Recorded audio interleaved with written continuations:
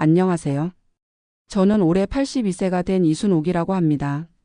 제가 오늘 이렇게 여러분께 제 이야기를 들려드리는 이유는 아마도 이것이 제 인생의 마지막 고백이 될 것 같아서입니다. 며칠 전 의사 선생님께서 제게 말씀하셨어요. 시간이 많지 않습니다. 폐암 말기라고 하시더군요. 이제는 치료보다는 편안한 시간을 보내는 것이 좋겠다고. 처음 그 말을 들었을 때는 정말 머리가 하얗게 되었습니다. 하지만 이상하게도 지금은 마음이 평안해요. 제 인생을 돌아보면 하나님께서 제게 주신 가장 큰 축복은 세 아들이었습니다.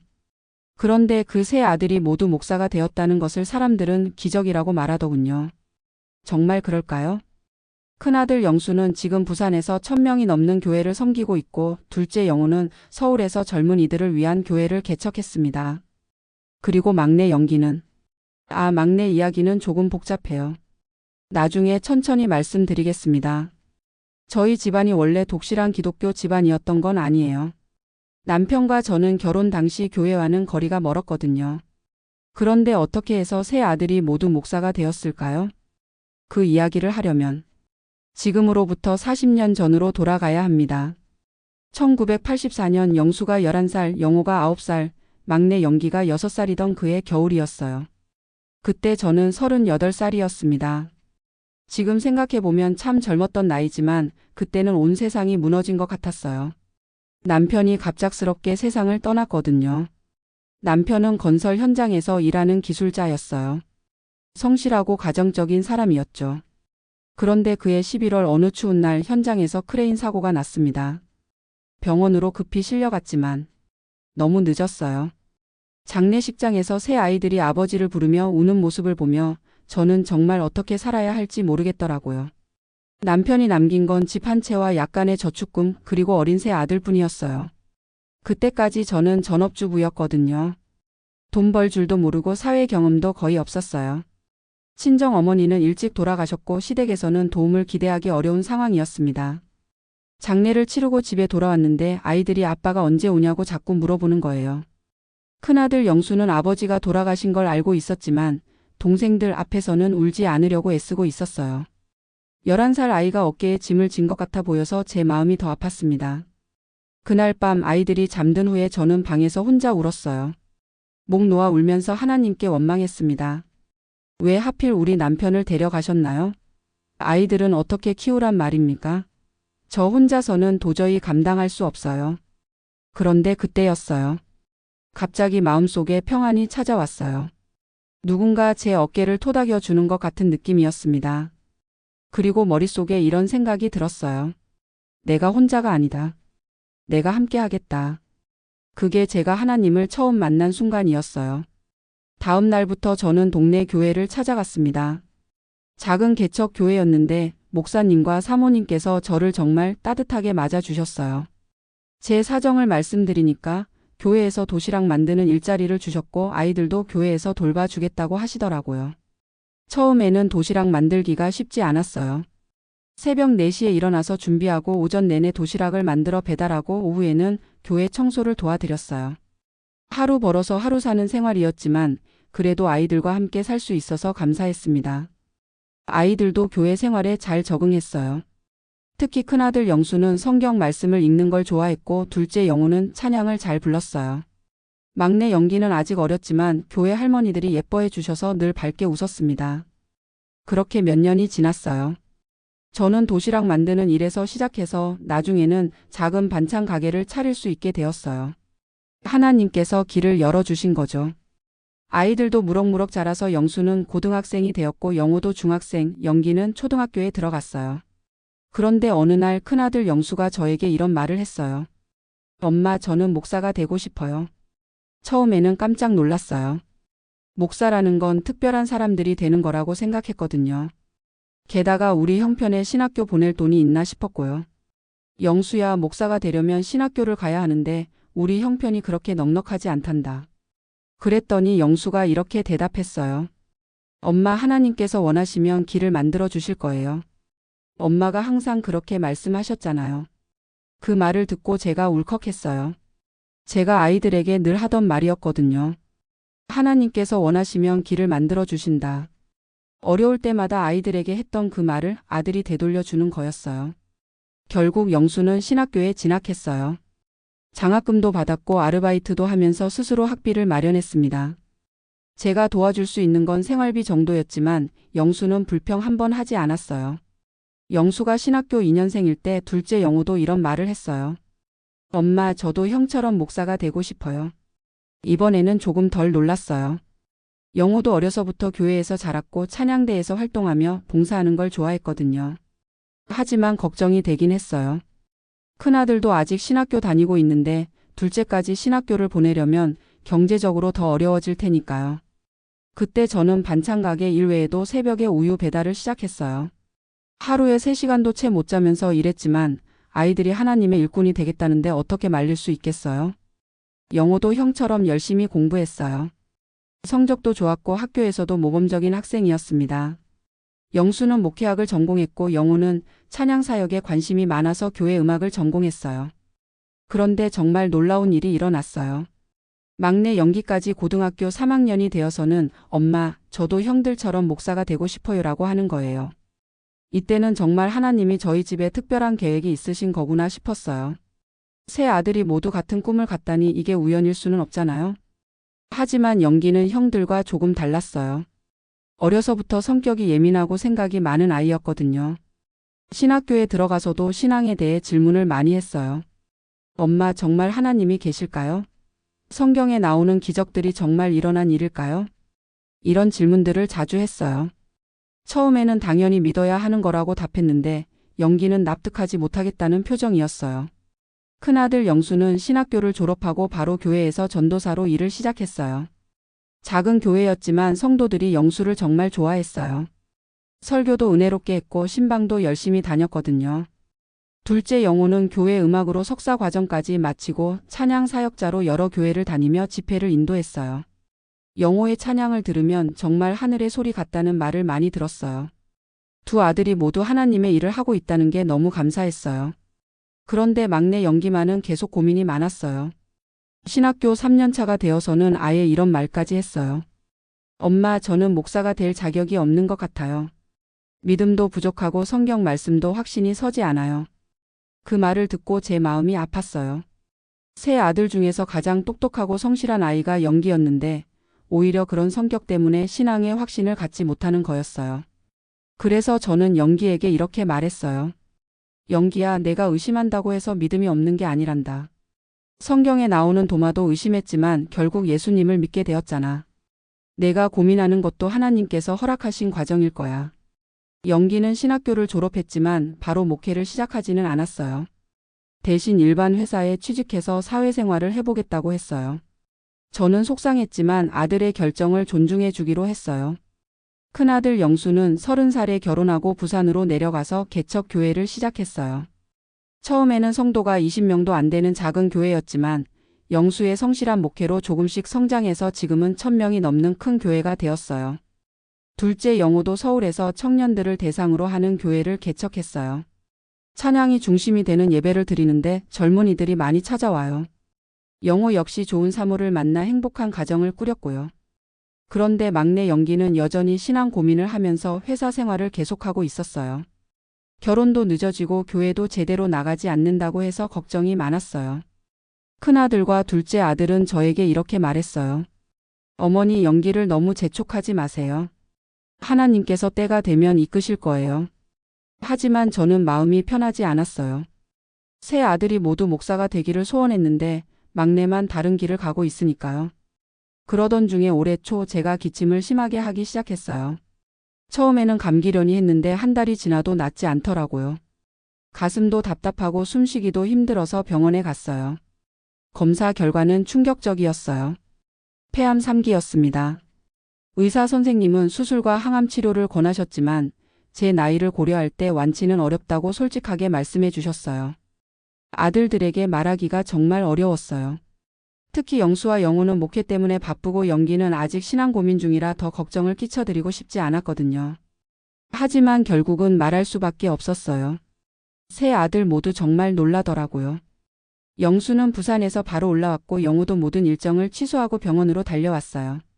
영기는 영기는 제가 병원에 입원해 있다는 소식을 듣고는 회사에 휴직계를 내고 매일 병원에 와서 간병을 해줬어요. 수술은 받았지만 암이 많이 퍼져 있어서 완전히 제거하기는 어려웠어요. 항암 치료도 몇 차례 받았지만 제 몸이 견디기 힘들어서 중단했습니다. 그때부터 저는 정말 많은 생각을 했어요. 제 인생이 이제 얼마 남지 않았구나 하는 생각도 들었고 아이들에게 뭔가 말하고 싶은 것들이 많았어요. 특히 영기를 보면서는 미안한 마음이 들었어요. 형들처럼 목사가 되라고 은근히 압박했던 것 같았거든요.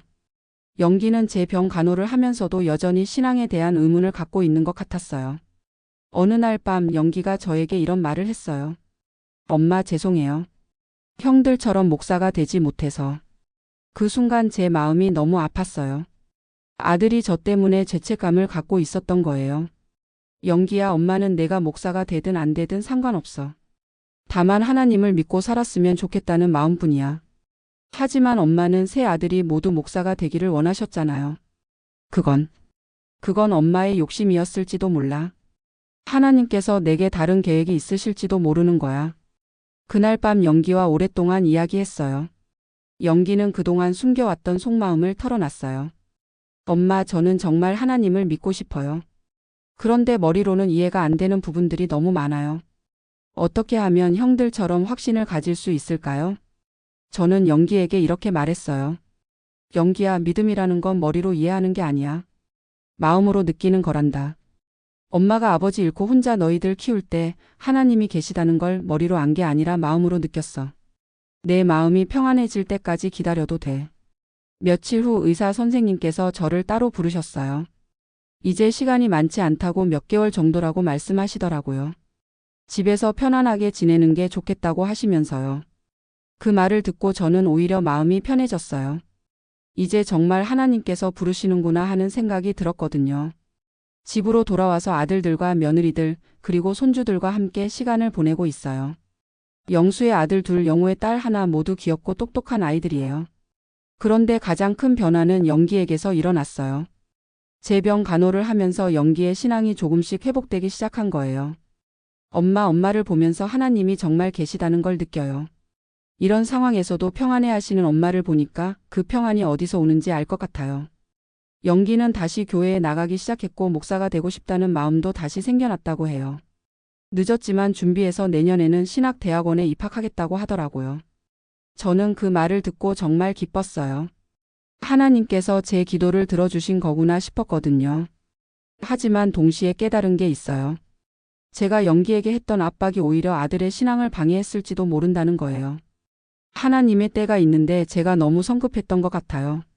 지난달에는 정말 놀라운 일이 있었어요. 제가 예전에 다니던 작은 교회에서 창립 30주년 기념 예배를 드리는데 저를 특별히 초청해 주셨어요. 그 자리에서 저와 비슷한 상황을 겪고 계신 한 어머니를 만났어요. 남편을 일찍 여의고 홀로 두 아들을 키우고 계신 분이었는데 경제적으로 너무 어려워서 아이들 교육을 제대로 시킬 수 없다며 눈물을 흘리시더라고요. 저는 그 어머니에게 제 이야기를 들려드렸어요. 40년 전 저도 똑같은 상황이었다고 하지만 하나님께서 길을 열어주셨다고요. 그 어머니가 제 손을 꽉 잡으시며 선배님, 정말 희망이 있을까요? 라고 물으시더라고요. 물론이에요. 하나님께서는 우리의 눈물을 기억하시고 때가 되면 반드시 응답해 주세요. 그 후로 그 어머니와 계속 연락을 주고받고 있어요. 얼마 전에는 큰아들이 장학금을 받아 대학에 진학했다는 기쁜 소식을 전해왔어요. 제 이야기가 누군가에게 작은 도움이라도 되었다는 생각에 정말 감사했습니다. 지금 저에게는 마지막 소원이 하나 있어요. 세 아들이 모두 목사가 되는 것도 좋지만 그보다 더 중요한 건 우리 가족 모두가 하나님 안에서 행복하게 사는 거예요. 영수는 큰 교회 목사가 되었지만 때로는 교회 일 때문에 가족과 함께하는 시간이 부족해요. 저는 영수에게 이렇게 말했어요. 영수야, 교회도 중요하지만 가족도 소중하다. 하나님께서 내게 주신 가정을 잘 돌보는 것도 목회야. 영호는 찬양 사역을 열심히 하고 있지만 가끔 자신의 달란트에 대해 교만해질 때가 있어요. 영호야, 내 목소리도 하나님께서 주신 은사야. 겸손한 마음으로 섬겨야 한다. 그리고 영기에게는 이렇게 말했어요. 영기야, 목사가 되는 것도 좋지만 그보다 중요한 건 진실한 신앙인이 되는 거야. 하나님께서 내게 주신 의심하는 성품도 귀한 거란다. 그 의심을 통해 더 깊은 믿음에 이를 수 있을 거야. 요즘 저는 매일 아침 기도 시간을 가져요. 숨쉬기가 힘들어도 하나님께 감사드리는 시간이에요. 하나님, 저에게 새 아들을 주시고 그들을 통해 많은 사람들이 복음을 듣게 해주셔서 감사합니다. 비록 저는 별 볼 일 없는 사람이었지만 하나님께서는 저를 통해 큰 일을 하셨어요. 지난주에는 정말 놀라운 일이 있었어요. 영수교회에서 추수감사절 예배를 드리는데 저를 특별히 초청해서 간증을 하게 해주셨어요. 휠체어를 타고 강단에 올라가서 1000명이 넘는 성도들 앞에서 제 이야기를 했어요. 남편 잃고 홀로 새 아들 키우며 살았던 이야기, 하나님께서 어떻게 저희 가족을 지켜주셨는지, 그리고 새 아들이 모두 하나님의 일꾼이 된 이야기를요. 간증을 마치고 내려오는데 많은 분들이 눈물을 흘리고 계시더라고요. 특히 홀로 자녀를 키우는 어머니들이 많이 위로받으셨다고 해요. 그때 깨달았어요. 제 인생의 고난도 새 아들을 키운 일도 모든 게 하나님의 계획 안에 있었구나 하는 걸요. 제가 겪었던 어려움들이 헛되지 않았어요. 그 경험들이 다른 분들에게 희망과 용기를 주는 거였어요. 며칠 전에는 영기가 이런 말을 했어요. 엄마, 저는 목사가 되면 엄마 같은 분들을 돕는 사역을 하고 싶어요. 홀로 자녀를 키우는 어머니들, 경제적으로 어려운 가정들을 위한 교회를 만들고 싶어요. 그 말을 듣고 저는 정말 기뻤어요. 영기가 자신만의 사명을 찾은 거구나 싶었거든요. 큰아들 영수도 이제는 가족과 함께하는 시간을 더 소중히 여기고 있어요. 둘째 영호도 예전보다 겸손해졌고요. 며느리들도 모두 좋은 사람들이에요. 큰 며느리는 간호사인데 제병 간호를 정말 잘 도와줘요. 둘째 며느리는 교회에서 주일학교 교사로 봉사하고 있고요. 손주들도 모두 교회에서 신앙생활을 하고 있어요. 큰 손자는 중학생인데 벌써 목사가 되고 싶다고 해요. 손녀는 피아노를 잘 쳐서 교회에서 반주를 하기도 하고요. 이렇게 우리 가족이 모두 하나님 안에서 하나가 된 걸 보니 제 마음이 정말 평안해요. 어제는 세 아들이 모두 모여서 가족 회의를 했어요. 제 장례식 준비에 관한 이야기였는데 저는 오히려 마음이 편했어요. 얘들아, 엄마 장례식은 너무 크게 하지 마라. 그냥 조용하게 하나님께 감사드리는 마음으로 치르면 돼. 어머니, 그래도 많은 분들이 오실 텐데. 영수가 걱정스러운 표정으로 말했어요. 그럼 그분들께 엄마의 간증을 들려드려라. 어떻게 하나님께서 우리 가족을 인도하셨는지 그 이야기를 나누면 그게 가장 좋은 추모가 될 거야.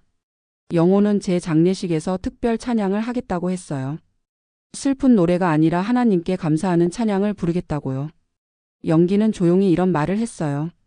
엄마께서 천국에 가시면 아버지를 만나실 거예요.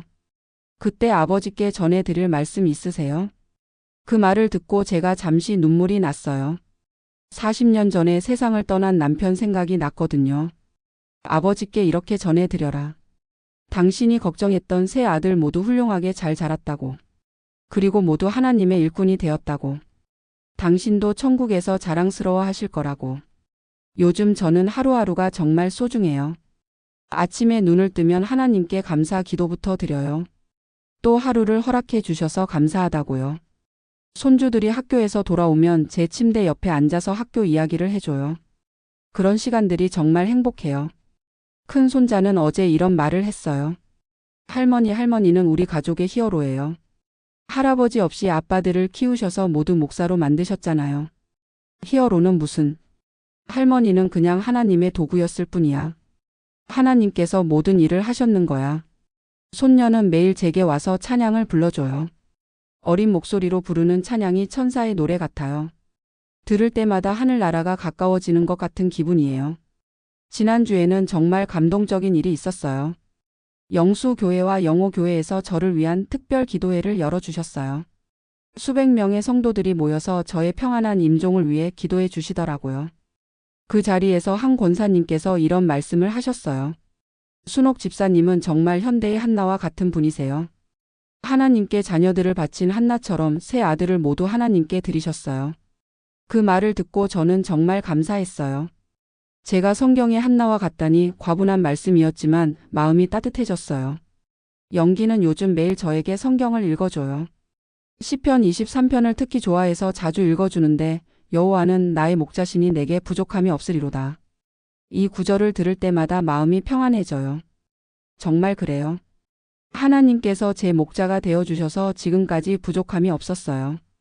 경제적으로는 어려웠지만 사랑과 희망은 항상 넘쳤거든요. 옛 목사님의 방문. 어제는 제가 다니던 작은 교회 목사님께서 신방 오셨어요. 그분도 이제 70이 넘으신 분인데 아직도 저를 기억해 주시고 찾아와 주셨어요. 순옥 집사님 덕분에 우리 교회가 얼마나 은혜 받았는지 몰라요. 세 아들을 모두 목사로 키운 신앙의 어머니로 많은 분들에게 모범이 되셨어요. 목사님과 함께 기도하는 시간이 정말 은혜로웠어요. 하나님께서 제 마지막 순간까지 함께 해주실 거라는 확신이 들었어요. 제가 지금 여러분께 이 사연을 말씀드리는 이유는 혹시 저와 비슷한 상황에 계신 분들께 희망을 드리고 싶어서예요. 홀로 자녀를 키우고 계신 어머니들, 경제적으로 어려움을 겪고 계신 분들, 자녀 문제로 고민하고 계신 부모님들께 말씀드리고 싶어요. 하나님께서는 정말 살아계셔요. 우리가 감당할 수 없을 것 같은 시련도 하나님과 함께라면 이겨낼 수 있어요.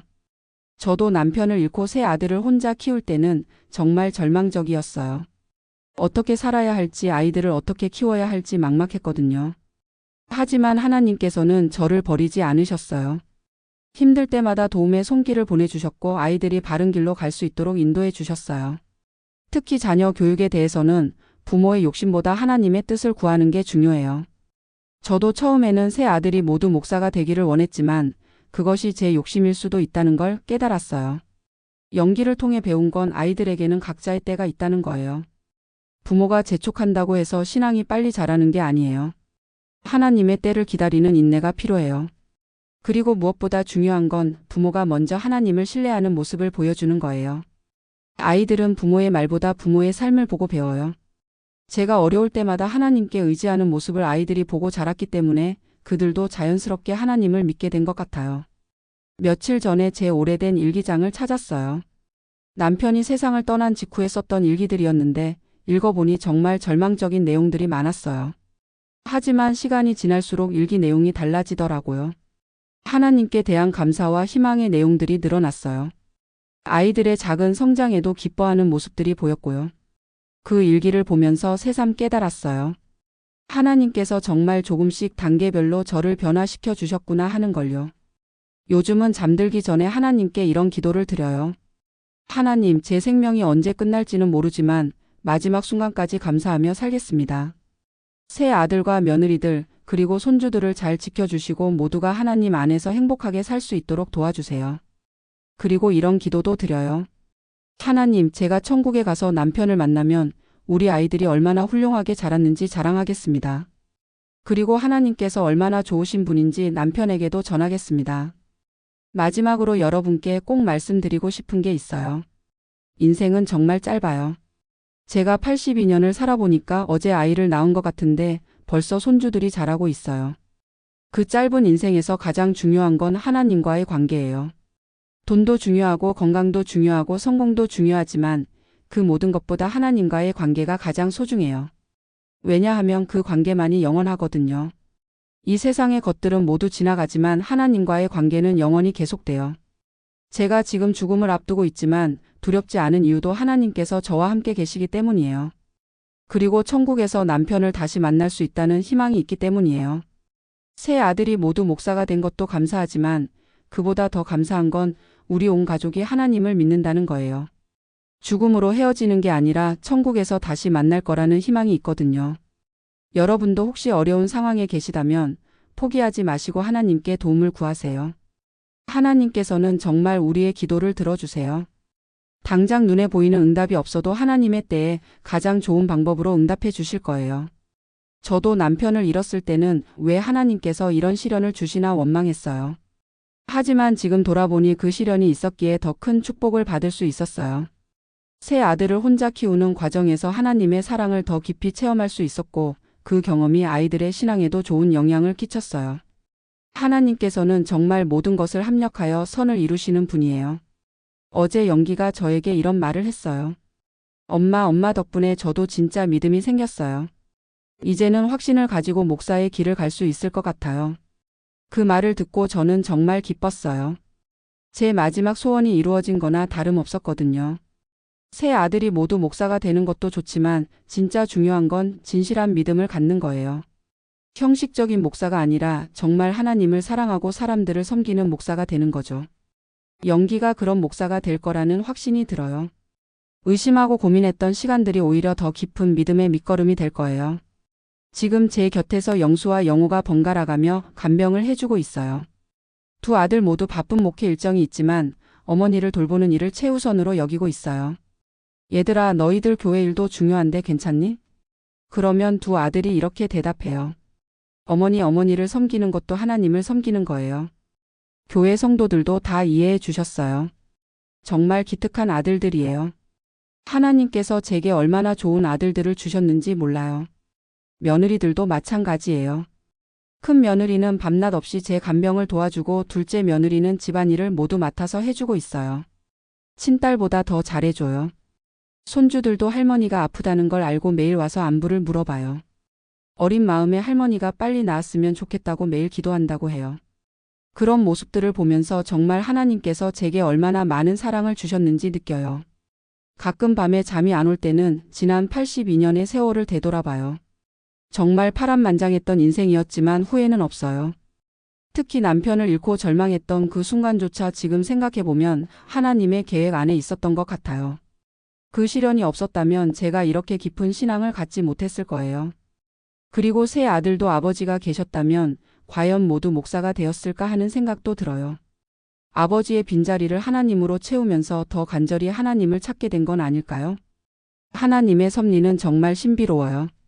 인간의 눈으로는 이해할 수 없지만 결국은 모든 것이 하나님의 선하신 뜻 안에서 이루어져요. 오늘 아침에는 특별한 꿈을 꿨어요. 남편이 나타나서 저를 향해 웃고 있는 꿈이었어요.